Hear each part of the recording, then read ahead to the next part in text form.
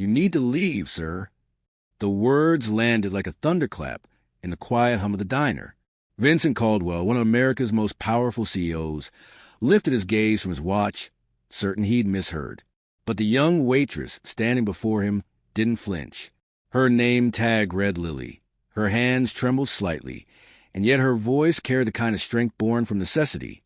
"This table," she said, her tone polite but unyielding, "is reserved." For a moment, the world seemed to still. The soft clink of cutlery halted. Conversations fell into silence. Even the faint hum of the jukebox faded beneath the tension that filled the room. Vincent Caldwell, billionaire, dealmaker, the man whose decisions shaped industries, sat in stunned disbelief. He had chosen this modest diner on the outskirts of Denver precisely because of its simplicity. Tonight's meeting was supposed to be the defining moment of his career. A $200 million deal with the Nakamura Group, investors whose partnership could expand his empire across 3 continents. Every detail had been calculated. From the booth he reserved to the small-town charm that would soften his image. And now this waitress, this stranger, was asking him to leave. "I think you're mistaken," Vincent said finally, his voice calm but laced with authority. "I made a reservation 2 hours ago." Vincent Caldwell. He held up his phone, the confirmation glowing on the screen. Lily's eyes flickered toward it briefly, but she didn't budge. "I know, sir, and I'm sorry, but this table, it belongs to someone else tonight, someone who needs it more than you do." Vincent blinked. He glanced around the diner.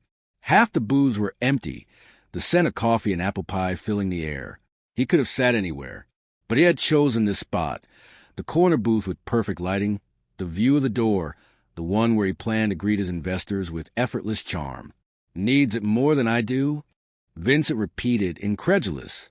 Lily nodded, her gaze lowering for a brief second before returning to his. "Yes, sir. My father." Her voice cracked on the last word, and for the first time, Vincent noticed a locket around her neck, the way her thumb brushed it whenever she faltered. Just then, the diner's owner, Frank, a silver-haired man with kind eyes and a weary smile, stepped out from behind the counter. "Everything all right here, Lily?" "It's fine, Frank," she said softly. Mr. Caldwell was just about to give up his table. Was he now? Frank said with a raised brow, glancing between them.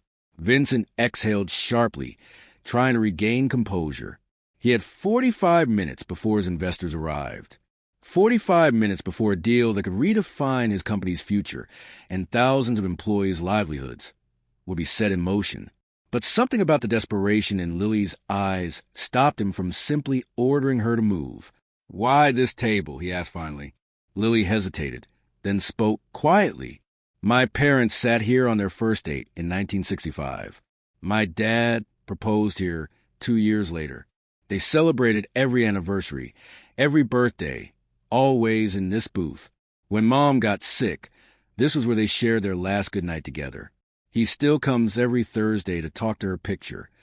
She drew in a breath. "The doctor says he doesn't have much time left. Tonight might be one of his last Thursdays." The words hit Vincent like a slow, painful punch. For years he had buried emotion beneath numbers, deals, and deadlines. But now, memories he thought he'd forgotten came rushing back. His own father's face, the man who worked double shifts to put Vincent through business school, the one he'd lost while chasing his first million. He had missed a funeral because of a conference call. "I'm sorry," Vincent murmured, and this time he meant it. But couldn't he sit anywhere else? Lily shook her head. He wouldn't understand. He's not always himself anymore. But here, in this booth, he remembers. As if on cue, the bell above the door chimed. The entire diner turned to see an elderly man with thinning white hair shuffle in, leaning heavily on a walker.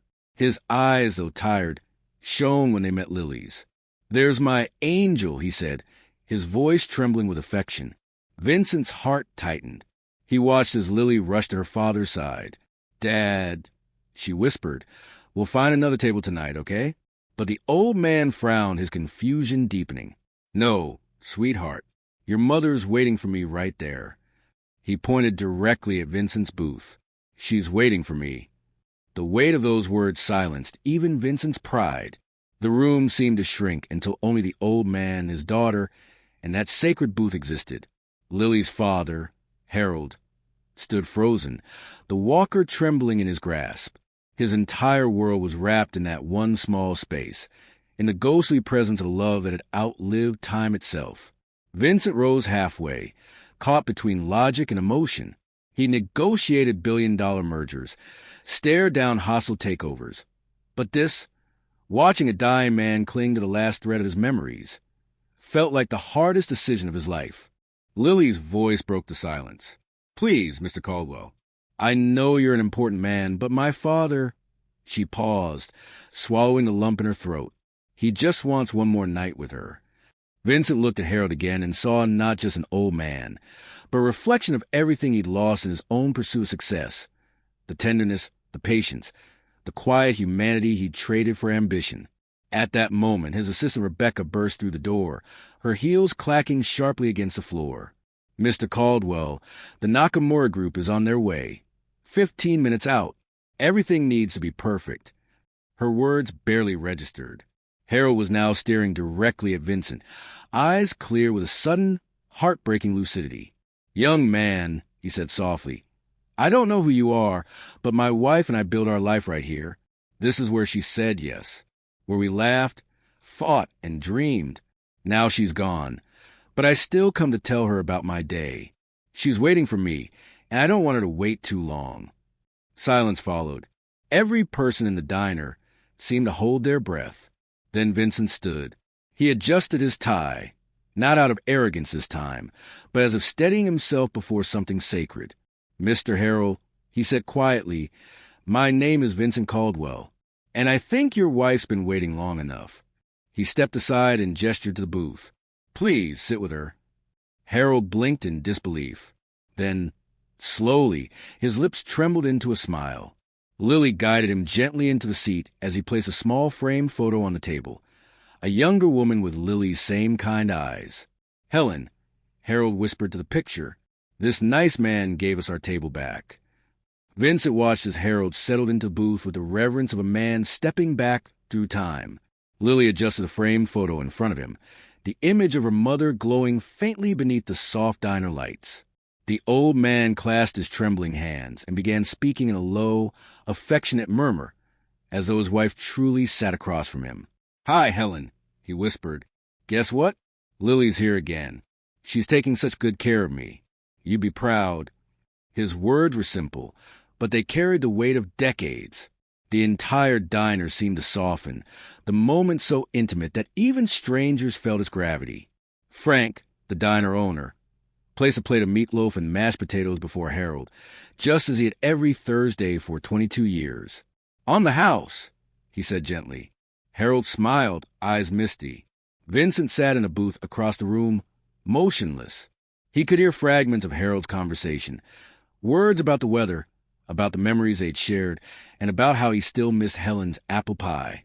Each sentence chipped away at something inside Vincent that had long been buried under layers of corporate armor. Then came the chime of the door again. This time, it was a Nakamura Group. 3 suited men and a woman, stepping in with polite smiles and high expectations. Vincent's assistant Rebecca hurried to greet them, ready to launch into the rehearsed introductions. But when she turned, expecting to see Vincent already in his reserved booth, she froze. He wasn't there. Instead, Vincent Caldwell, billionaire CEO, was seated in a modest booth near the window, sipping black coffee like any ordinary man. "Mr. Caldwell?" Mr. Nakamura asked, visibly puzzled. "We're early. I hope we're not." "Not at all," Vincent interrupted with a calm smile. He gestured toward the booth opposite him. "Please sit. I was just reminded of something important." The investors exchanged curious glances, but obeyed. Something about Vincent's tone carried a sincerity that wasn't there in previous meetings. The man before them was no longer just a cold strategist they'd read about in Forbes. He was different. Before they could dive into the agenda, Vincent spoke again. "Before we talk numbers, I'd like to tell you a story about a man named Harold." The investors listened. Vincent told them everything about the waitress, her dying father, and the table that held a lifetime of love. He spoke not as a businessman, but as a human being rediscovering something sacred. His voice was quiet but steady, and as he talked, even Rebecca stood in silence, tears glimmering in her eyes. When he finished, Vincent looked down at the papers in front of him, projections, valuations, strategies, and felt their emptiness. "Gentlemen," he said finally, "this deal was supposed to be about growth, but I think it should be about something bigger. Real growth. For people, for families, for the communities that make all this possible." Mr. Nakamura, a wise man in his 70s, leaned back, studying him. "You remind me of my grandfather," he said after a moment. "He used to say business without compassion is just greed with paperwork." He smiled faintly. "Let's hear your new proposal." What followed wasn't just a negotiation. It was a redefinition. Vincent tore apart his original plan and built something new, a partnership that prioritized fair wages, worker welfare, and community investment. It wasn't the path of maximum profit, but it was the path of meaning. By the end of the evening, they shook hands. The deal, still worth $200 million, was signed, but it represented something far greater than money. As the investors left, Vincent remained behind. He turned toward Harold's booth. The old man was still talking softly to Helen's photo, occasionally pausing to smile or wipe his eyes. Lily stood nearby, listening with the kind of patience only love can teach. Vincent approached, removing his jacket as if entering a sacred space. "How was dinner, Mr. Harold?" he asked gently. Harold looked up, beaming. "Delicious. Helen says you have good manners." Vincent smiled, throat tightening. "Tell her I'm honored." A few minutes later, Lily brought him the check. He waved it away. "No," he said softly, pulling a business card from his pocket. "This is for you." On the back, he wrote a personal number. "Whatever your father needs, treatment, care, anything, call me." Tears filled Lily's eyes. "Sir, we can't accept." "It's not charity," Vincent interrupted. "It's gratitude. You both reminded me what it means to love and to remember. I didn't get to say goodbye to my father. Maybe helping yours is my way of saying it now." Lily's voice broke. "Thank you." As Harold and Lily left, Frank lingered by Vincent's booth, polishing a coffee cup. "You did something good tonight," he said quietly. "You gave a dying man his peace." Vincent stared into his untouched coffee. "No," he said after a moment. "He gave me mine." 3 months later, winter had begun to soften into spring when Vincent's phone buzzed with a call from Lily. Her voice trembled, but there was warmth in it too. "Mr. Caldwell," she said, "Dad passed away last night. Peacefully. At home." Vincent closed his eyes, the news washing over him with unexpected emotion. "He kept coming to Maggie's until last week," Lily continued. "He'd sit in the booth and talk to Mom's picture. He said you were the businessman who remembered how to be human." That night, Vincent attended Harold's funeral quietly, sitting in the back row. The church was small, filled with laughter and tears as people shared stories of a man who had lived richly, loved deeply, and measured success not in dollars but in memories. After the service, Lily handed Vincent a small envelope. Inside was a photograph of Harold and Helen. Sitting in their booth, hands intertwined, eyes shining with the same love that had survived decades. On the back were 6 words written in shaky handwriting. "Thank you for giving me Thursday." Vincent kept that photo framed on his desk. In the months that followed, the Caldwell-Nakamura partnership flourished, not just financially, but ethically. Worker programs were launched, communities rebuilt, and families supported. Vincent named their first foundation, the Harold and Helen Fund, dedicated to providing end-of-life care for families in need. Every Thursday, Vincent returned to Maggie's diner. Sometimes he sat in Harold's booth, sometimes by the window. Frank always brought him coffee, and they would talk, not about profits or markets, but about life, love, and second chances.